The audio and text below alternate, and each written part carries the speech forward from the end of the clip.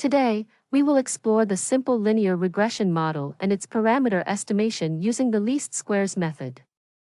A simple linear regression is basically used to model a linear relationship between two linearly correlated variables, that is a response variable, y, and a single predictor, x.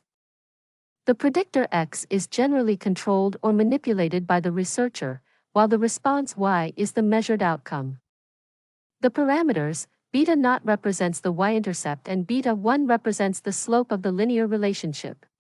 The residual error, epsilon, represents the model's error term. While estimating the linear relationship, we assume that these errors are independent and identically distributed with a mean of 0 and a constant variance. A zero mean for the residual errors ensures that the regression coefficients are unbiased estimators of y-intercept and slope coefficient respectively.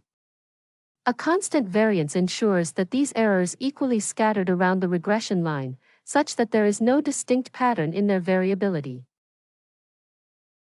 Now, we will estimate the regression coefficients, beta naught and beta 1 using the least squares estimation method. The method we are using here is particularly known as ordinary least squares. To approach this method, we minimize the sum of squared vertical differences between the actual y values and the regression line.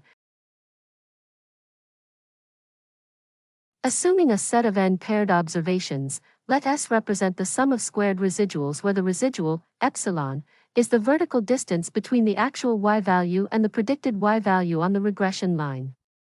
We can write S as the sum of the squares of these differences for all n data points. To find the values of beta naught and beta 1, we first take the partial derivative of S with respect to beta naught and set it equal to 0.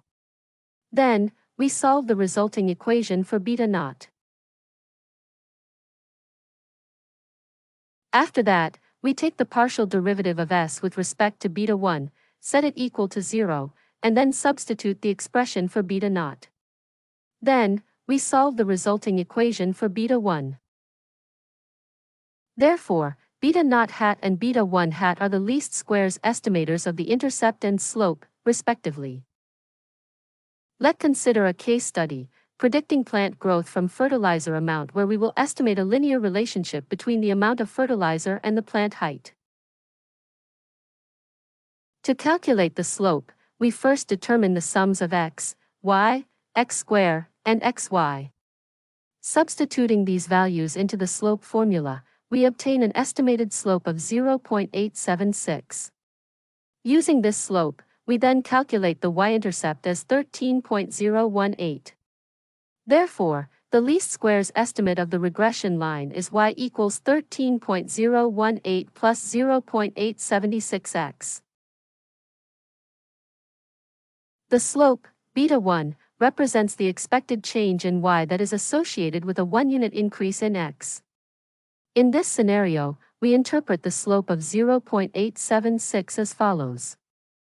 For every 1 gram increase in the amount of fertilizer applied, the plant height is expected to increase by approximately 0.876 centimeters. The intercept, beta naught, represents the expected value of y when x equals 0. In this scenario, the intercept of 13.018 centimeters is interpreted as the expected plant height when no fertilizer is applied. Join me in the next video, where we will discuss some interesting properties of least squares estimators.